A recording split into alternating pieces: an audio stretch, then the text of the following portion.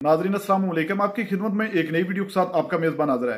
नाज़रीन, बेशक मौलाना फजलुर रहमान कल तक पीडीएम की सदारत कर रहे थे। जब ये सारा चोरों का टोला इकट्ठा था तो उस वक्त उस टोले की सदारत मौलाना फजलुर रहमान कर रहे थे।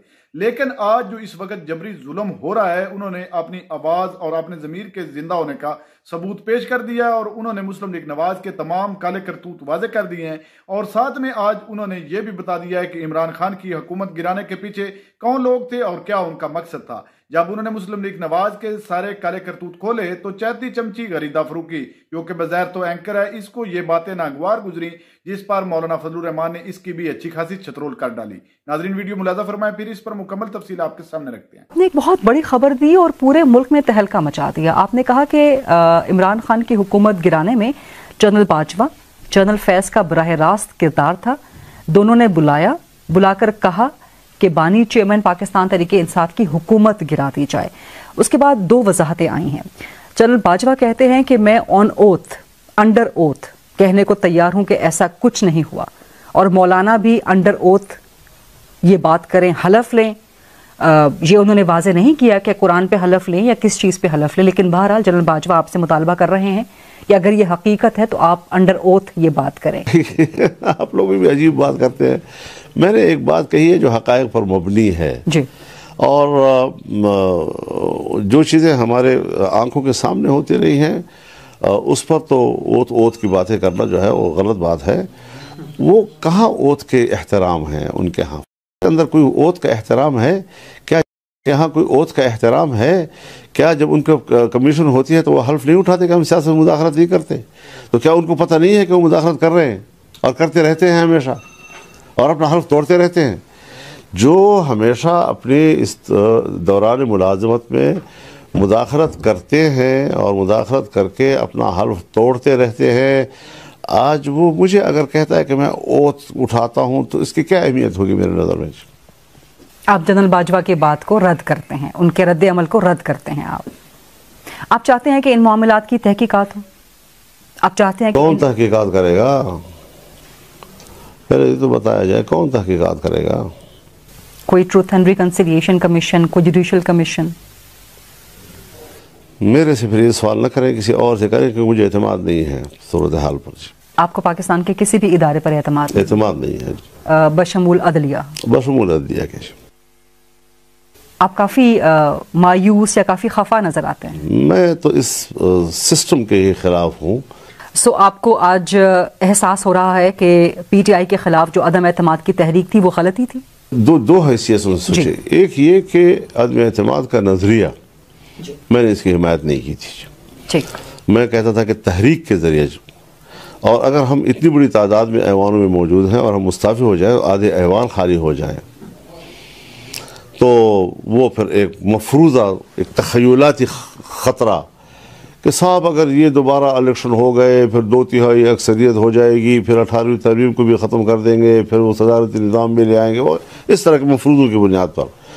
हालांकि इतना बड़ा भूंचाल होता कि मुल्क के अगर तमाम असम्बलियों से आधी असम्बली निकल जाती है और एक सिंध की पूरी असम्बली टूट जाती है, दोबारा इंतखाब के लिए और रास्ता क्या था उनके पास?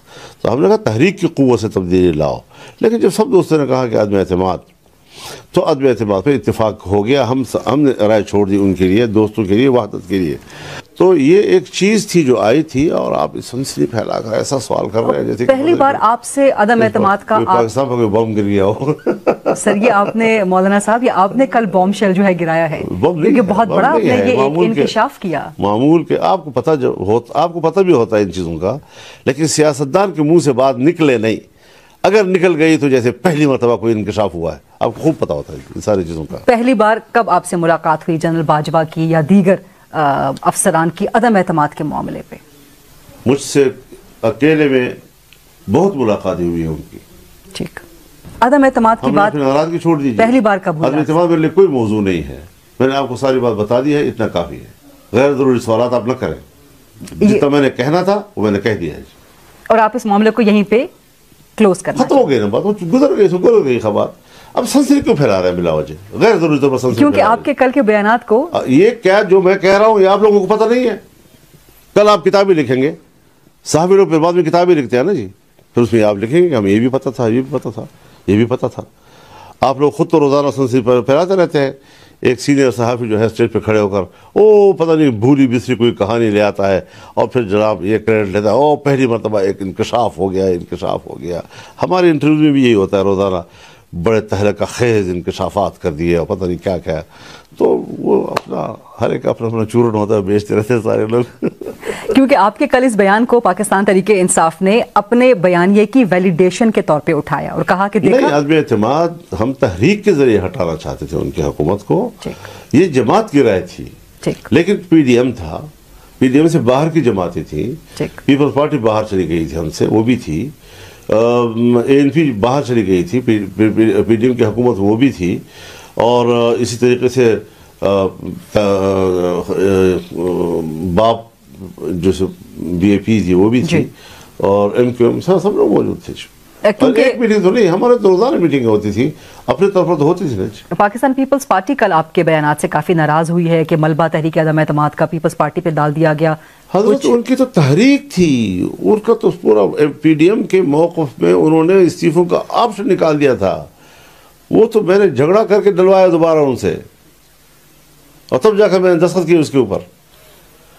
ان کا تو ماٹو یہی تھا کہ عدم اعتماد, اس سے انکار کیسے کر سکتے ہیں؟ یہ عدم اعتماد پیپلز پارٹی کی طرف سے انیشیٹ کیا گیا تھا یا ان کا آئیڈیا تھا یا کہیں اور کا آئیڈیا تھا؟ کہیں اور سے آئیڈیا فیڈ کیا گیا تھا اس میں, جن کا آپ نام پہلے لے چکے ہیں. کیونکہ انہوں نے مجھے کہا تھا کہ آپ ود ان سسٹم جو ہے کام کریں. میں نے کہا میں نہیں کرتا, اس سسٹم میں نہیں کروں گا. ٹھیک. تو انہوں نے پھر اس بیڑے کو اٹھا لیا, کنوینس کیا سب کو, اور انہوں نے بھی باپ اور ایم کیو ایم کو اس پرلے میں ڈال دیا. اب اگر میں انکار کرتا تو 4 ووٹوں سے پوری کامیابی تھی, کیونکہ میں نے پی ٹی آئی کا ووٹ لینے سے انکار کر دیا تھا.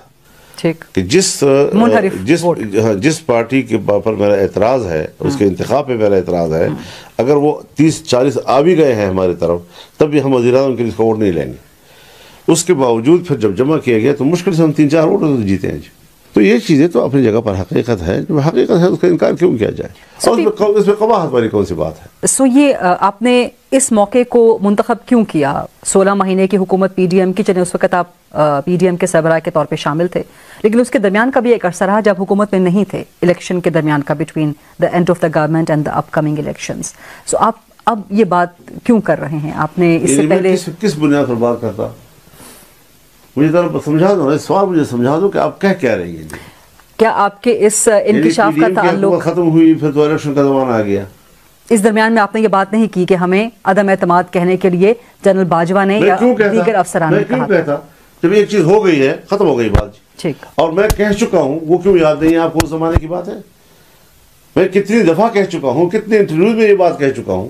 لیکن ہماری سوچ, ہماری رائے, چونکہ اس وقت اس کو وہ حمایت جب نہیں مل رہی تھی تو پھر آپ سوال بھی نہیں کر رہے تھے. ہمارے غریب ملا کے اذان پر تو کلمے بھی آپ لوگ نہیں پڑھتے.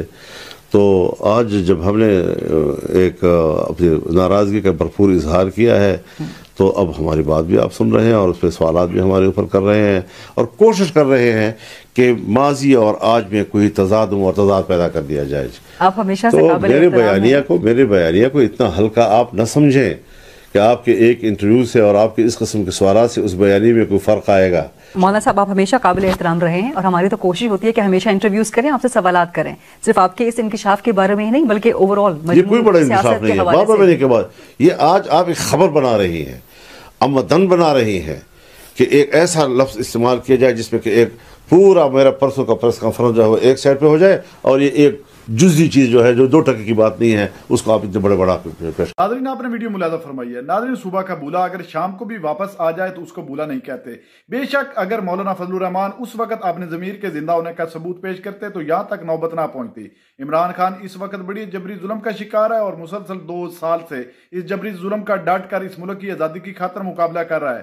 لیکن آج مولانا فضل الرحمان نے بھی اپنے ضمیر کے زندہ ہونے کا ثبوت پیش کر دیا ہے, اور اس وقت وہ عمران خان کی آواز کے ساتھ اپنی آواز کو ملا رہے ہیں, اور انہوں نے مسلم لیگ نواز کے تمام کالے کرتوت واضح کر کے رکھ دیے ہیں. ناظرین, جنرل باجوہ جو اس وقت بظاہر تو عمران خان کے ساتھ تھا, لیکن اندر سے وہ منافق تھا اور ان چوروں کے ساتھ ملا ہوا تھا.